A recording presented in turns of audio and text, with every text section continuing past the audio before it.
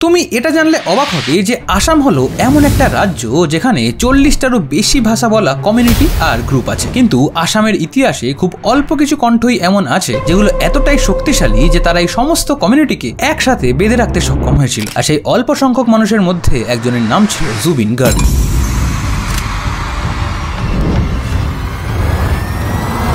যে একজন ছোট্ট গ্রাম থেকে উঠে এসে তার গানের মাধ্যমে পুরো দেশবাসীর মন জয় করেছিল, কখনো বলিউড, কখনো টলিউড, অথবা কখনো তামিল কিংবা কখনো তেলুগু। সমস্ত ভাষাতেই তার দক্ষতা এবং তার গাওয়া গান সাধারণ মানুষের মন ছুঁয়ে যায়। হয়তো সেই কারণেই সে তার কেরিয়ারে আলাদা আলাদা ভাষায় প্রায় 38,000-এরও বেশি গান গেয়েছিল। হ্যাঁ, ঠিকই শুনেছো, আমি 38,000-ই বলেছি, কারণ সে সাধারণ মানুষের জন্য শুধুমাত্র একজন আর্টিস্ট বা সেলিব্রিটি ছিলেন না, বরং তিনি কখনো সাধারণ মানুষের আন্দোলনের ভাষা হয়ে ওঠেন, কিংবা কখনো তাদের বেদনার অথবা তাদের ভালোবাসার সুরও হয়ে উঠেছিলেন তিনি।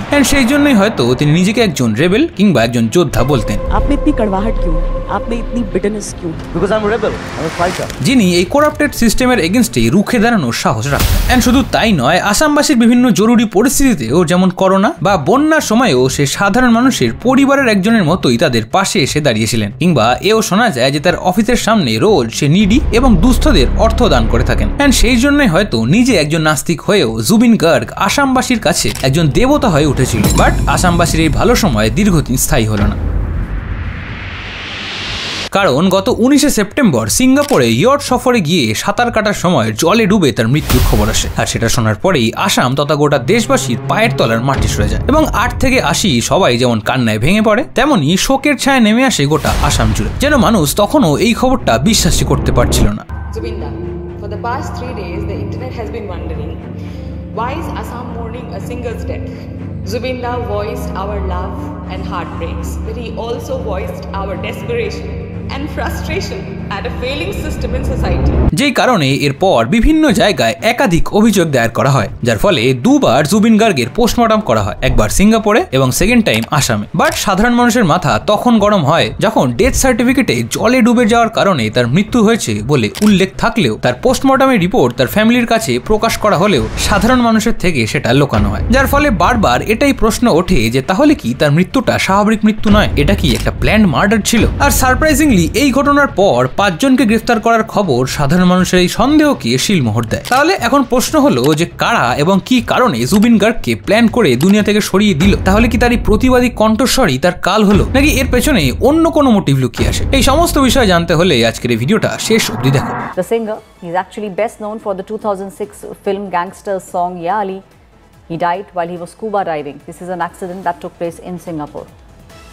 He was reportedly on the cruise with his friends when he fell into the sea during the scuba diving activity. He was rushed to the hospital but had allegedly suffered a heart attack and passed away at about 1:10 p.m. yesterday. Zubeen গার্গের জন্ম হয়েছিল 18 November 1972 সালে তুরা, মেঘালয়। তিনি ছিলেন একজন অত্যন্ত সম্মানিত পরিবারের সদস্য। জুবিনদার বাবা মোহিনীমোহন বোর ঠাকুর ছিল একজন ম্যাজিস্ট্রেট, যিনি তার ফ্রি টাইমে গান ও কবিতা লিখতেন কপিল ঠাকুর ছদ্মনামে। এবং শুধু তার বাবাই নন, বরং তার পুরো পরিবারই ছিল ট্যালেন্টেড। যেমন তার মা ইলি বোর ঠাকুর ছিলেন একজন প্রখ্যাত গায়িকা। এখন তুমিও নিশ্চয়ই বুঝতে পারছো যে জুবিনদার এত সুন্দর ভয়েস, তার রাইটিং কিংবা তার সমস্ত ক্রিয়েশনস কোথা থেকে এসেছিল। মাত্র 3 বছর বয়সেই সে গান গাইতে শুরু করেছিল এবং তার মা ইলি তার প্রথম শিক্ষক ছিলেন। হয়তো সেই কারণে খুব ছোট বয়সেই মিউজিকের প্রতি তার ভালোবাসা তৈরি হতে থাকে। যদিও জুবিন গার্গের জন্ম মেঘালয় হয়েছিল, কিন্তু সে আসামে বড় হয়ে ওঠে, কারণ তার বাবার পোস্টিং সেখানে ছিল। এই কারণেই ছোটবেলা থেকেই তার আর আসামের মধ্যে একটা আলাদা ভালোবাসার সম্পর্ক তৈরি হয়েছিল। এরপর বড় হতে হতে তার বাবার চাকরির কারণে তাকে বহুবার শহর বদলাতে হয়েছে, যার ফলে স্কুলে তার স্থায়ী বন্ধুই তৈরি হয়নি কখনো। এবং এরপর মিউজিকের প্রতি তার ভালোবাসার জন্যই সে পুঁথিগত বিদ্যাকে ছেড়ে মিউজিককে তার কেরিয়ার অপশন হিসেবে চুজ করার ডিসাইড করে। এন্ড এটাতে তার ফ্যামিলিও তাকে সব রকম সাপোর্ট করেছিল, যার কারণে হাই স্কুলে পৌঁছানোর আগেই সে একাধিক বাদ্যযন্ত্র বাজাতে শিখে গিয়েছিল। আর তার ক্যারিয়ারের শুরুতে সে মূলত অসমীয়া গান গাইতো। সেখান থেকে ধীরে ধীরে অসমীয়া লোকসঙ্গীত এবং আধুনিক হিপ হপ ও R&B স্টাইলের সঙ্গে মিশিয়ে গান গাইতে শুরু করেন তিনি। জুবিন গার্গ প্রফেশনাল সিঙ্গিং এর জগতে পা রাখেন যখন আসামের মানুষ আসামের ইউনাইটেড লিবারেশন ফ্রন্টের এগেইনস্টে হাতে অস্ত্র তুলে নিয়েছিল এবং আসামকে একটা পৃথক দেশ করার দাবিতে ছিল। তখন ULF এর বিরুদ্ধে অপারেশন বজরং সম্প্রতি শেষ হয়েছে, যা আসামের যুব সমাজের মধ্যে অত্যাচার, ডিপ্রেশন এবং গভীর দুঃখের চাপ ছেড়ে দিয়েছিল। এবং এই পরিবেশের মাঝেই 1992 সালে জুবিনের প্রথম অ্যালবাম অনামিকা মুক্তি পায়।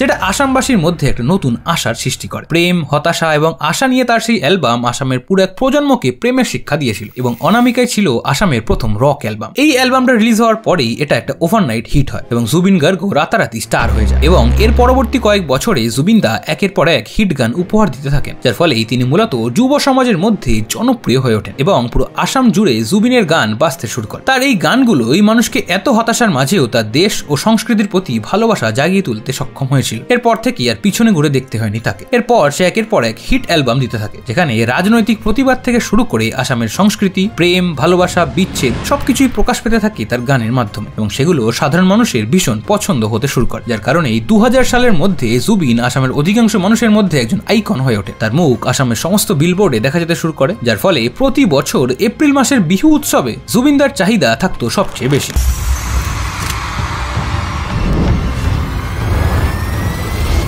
আর আসাম জুড়ে ফেমের কারণে 2006 সালে মুম্বাই গিয়েও বলিউডে কাজ করার সুযোগ পায় সে। 2006 সালে গ্যাংস্টার ছবির তার করা গান ইয়া আলী তাকে সমগ্র দেশে পরিচিতি এনে দেয় এবং আসামের বাইরে বেশিরভাগ মানুষ আজও তাকে এই গানের জন্যই চেনে। এরপর সে বলিউডেও একের পর এক হিট গান দিতে শুরু করে, যেমন ক্রিস 3 এর দিল তুহি বাতা গানটা সবচেয়ে বেশি হিট হয়েছিল। এরপর হিন্দির সাথে সাথে বাংলাতেও সে অনেক হিট গান দিতে শুরু করে, যার মধ্যে তোমার আমার প্রেম, এক মুঠো স্বপ্ন, প্রেম আমার এবং পরাণ যায় জলিয়ারে ছবির স্যাড সংসও বেশ পপুলার হয় বাংলার মানুষের মধ্যে। তোমার জুবিন গার্গের গাওয়া কোন গানটা সবচেয়ে বেশি পছন্দ সেটা কমেন্ট করে জানি। কিন্তু এর থেকে আশ্চর্যের বিষয় ছিল, যখন সে বলিউডে তার ক্যারিয়ারের শিখরে ছিল তখন সে মুম্বাই ছেড়ে আবার আসামে ফিরে আসে এবং তার দেওয়া একটা সাক্ষাৎকারে সে বলে যে আসামে তাকে রাজার মতো ট্রিট করা হয় এবং একজন রাজা কখনো তার রাজ্য ছাড়তেই পারেন না। মোটের ওপর 40টিরও বেশি ভাষায় 38,000-এরও বেশি গান রেকর্ড করেছিলেন তিনি। আসামি এবং হিন্দি ছাড়াও তেলেগু, তামিল, মালায়ালাম, নেপালি, ভোজপুরি এবং বাংলাতেও সে অনেক হিট গান উপহার দিয়েছিলেন।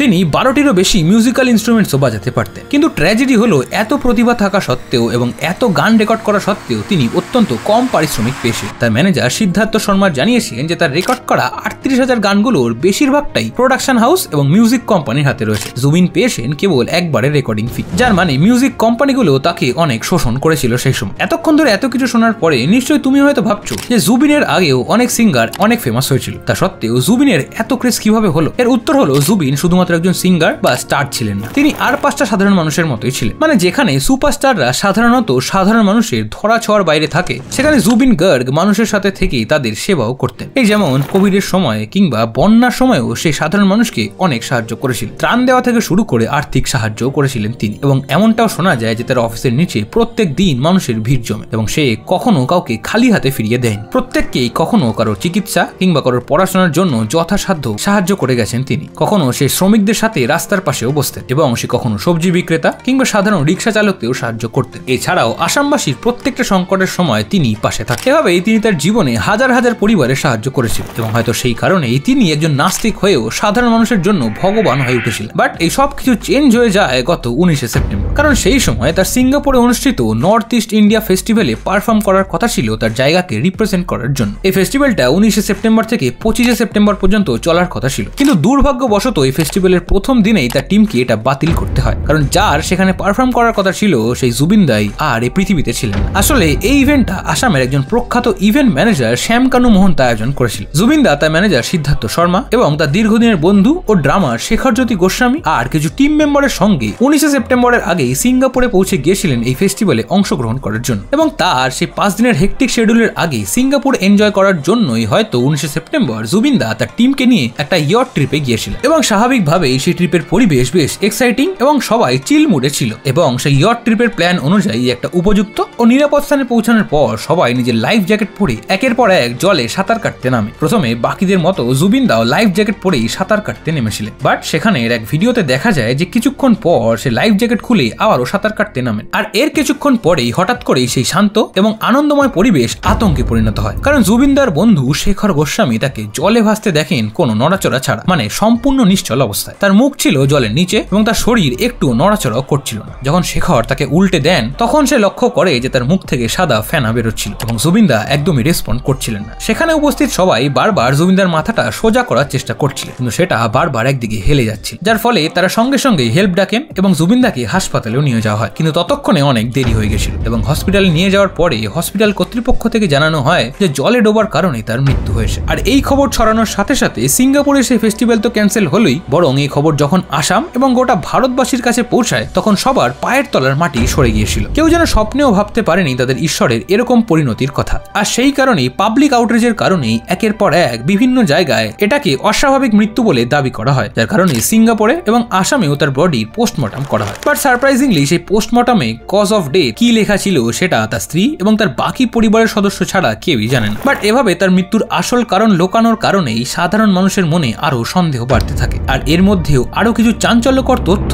সামনে আসে। যেমন তাদেরই সেই সময় রেকর্ড করা একটা ভিডিওতে শোনা যায় জুবিনদার কাছের লোক সিদ্ধার্থ যখন জুবিনদা জলে ডুবে যাচ্ছিল সে সময় জাবেদে জাবেদে বলেন, যার বাংলা মানে যেতে দাও যেতে দাও। এছাড়াও সেই দিন সেই ইয়ট ট্রিপে উপস্থিত সবাইকে জিজ্ঞাসাবাদ করার পর তাদের কথায় অসঙ্গতি থাকার কারণে শ্যাম কানু, সিদ্ধার্থ এবং জুবিনদার ব্যান্ড মেম্বারদেরও গ্রেফতার করেছে পুলিশ। এছাড়াও এসআইটি মানে স্পেশাল ইনভেস্টিগেশন টিমও গঠন করা হয়েছে এই কেসে তদন্ত করার জন্য। এখন এটাই দেখার যে পুলিশ কতদিনে এই কেসের সুরাহা করে আসল অপরাধীকে ধরতে পারে, কারণ একমাত্র সেটা হলেই জুবিনদার আত্মাও যেমনি শান্তি পাবে তেমনি তার ভক্তরাও স্বস্তির নিঃশ্বাস ফেলবে, কারণ এই শোক আসামের থেকে শুরু করে গোটা দেশবাসী। এন্ড সেই কারণেই এই ঘটনার পর আসাম জুড়ে 3 দিনের রাজ্য শোক ঘোষণা করা হয়। আর তার শেষকৃত্যের সময় এত মানুষ তাকে শেষবারের মতো দেখতে আসে যে সেদিনের সেই ভিড়ও সমস্ত রেকর্ড ব্রেক করেছিল। সমস্ত মানুষ তাদের ভগবানকে, তাদের নিজের দাদাকে কিংবা তাদের প্রতিবাদের ভাষাকে শেষবারের মতো কাছের থেকে দেখতে এসেছিল।